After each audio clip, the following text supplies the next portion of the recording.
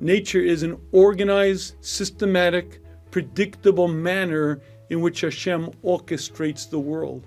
When you put a seed into the ground, Hashem wrote the laws of nature.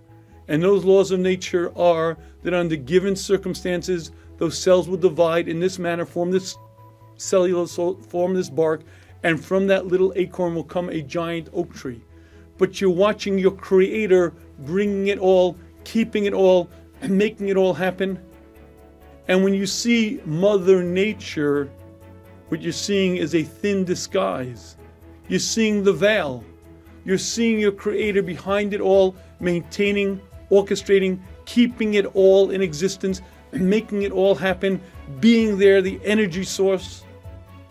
As a matter of fact, one of the names that we use for Hashem, Elokim, means Baal HaKochos Kulam, the energy source of all creations. We say Shema Yisrael Hashem Elokeinu. We say Hashem, which means God, Elokeinu, our God, the energy source of everything in existence. Because that's what Hashem is. Hashem is the creator and maintainer of everything in existence.